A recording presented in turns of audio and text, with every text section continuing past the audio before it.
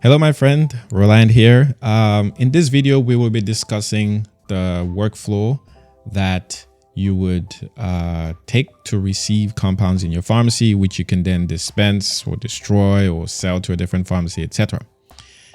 For compounds that you actually create in your pharmacy, you would want to receive them within the compounds workflow.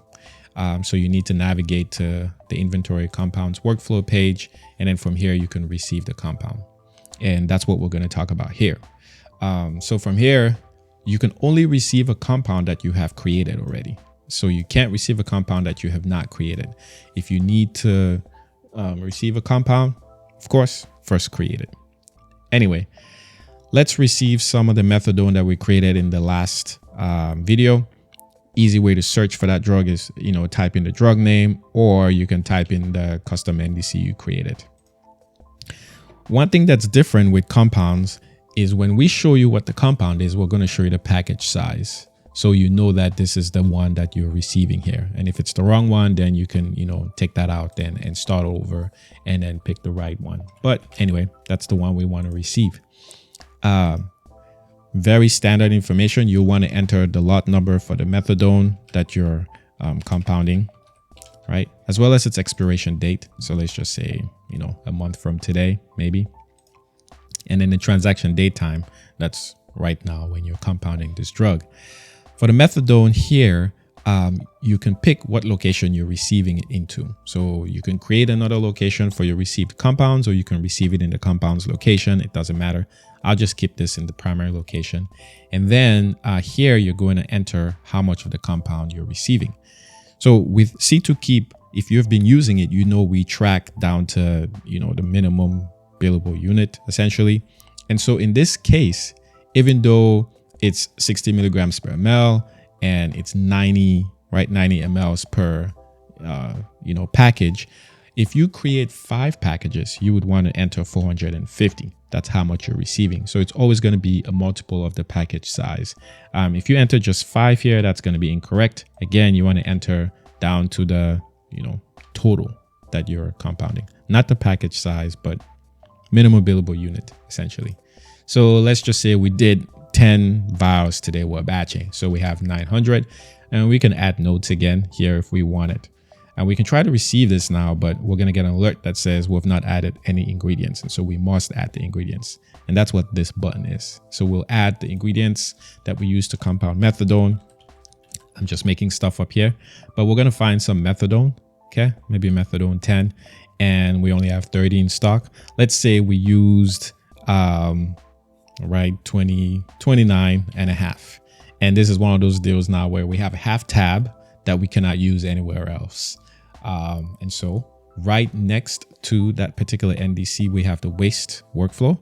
And so we can waste the other 0.5 that we have on hand remaining. So when we hit waste, we're automatically going to fill in the name of the waste. And so this is waste for the drug that you're compounding. And we take it a step further so you can identify this easily later on. We're going to add the lot number of that particular compound. Of course, you want to enter a description, crushed, blah, blah, and the place, local pharmacy. Okay. And then here, you're going to enter how much you're wasting. And as always, when you're wasting a drug, it requires a witness. And so when you hit to waste that total amount, you're going to enter your PIN and, of course, get a witness. And now the waste is recorded. And so for this compound, we have the compound that we created that we're receiving in the primary location, how much we're receiving, and we have a list of the ingredients that were used, and we have recorded some waste as well. At this point, we can receive that drug into our inventory, and we'll have a transaction here that says we now have, 900 available to dispense. And here you can see we have one ingredient that was used to compound this drug, one ingredient that's a scheduled drug, of course. If we hit the details, it'll take us right into that compound. So there's the drug we just compounded, its NDC, the lot number for this particular compound, and when it expires, when it was performed and recorded.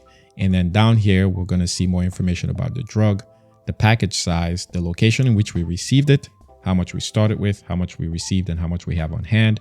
And then below that, we're going to see the ingredients that were used. So for methadone, we had 30, we used 29.5, and then we had 0.5 on hand, and then we wasted the 0.5. So now we have 0 on hand in the primary location, and we have the witness person here for who witnessed us destroying this compound.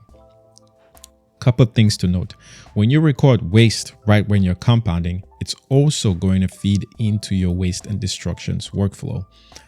So if you go to that tab, you're going to see that today we had waste and destruction for a particular drug, which was the methadone 60.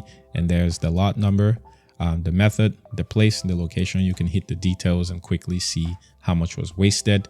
You can even upload, if you use like a DA41 form, that you recorded and attach it here. Really nice. On the dashboard, you're going to see the waste as well as the compound that was received. And you can click on it and see more information about, this particular NDC, when it was created and when you received it.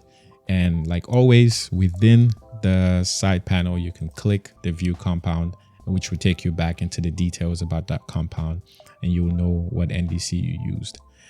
When creating a compound with the NDCs that you use as your ingredients, in the notes section, you can even add the lot and expiration as well if you want it to be that detailed. But after receiving this compound now, it acts just like every other NDC. You can dispense it, etc. And so let's say we wanted to dispense some of it to a customer. You would enter the RX number, of course, and the patient name. And here, when you're dispensing, it's a multiple of the package size. So if you give 1, it's a package size of 60. Of course, we're going to be dispensing, actually it was 90. You're going to be dispensing 90 and you're going to have 810 left. And you can enter the lot and expiration of what you're dispensing there and then hit dispense. And there you go. So dispense some compounded drug, and that's what we have now.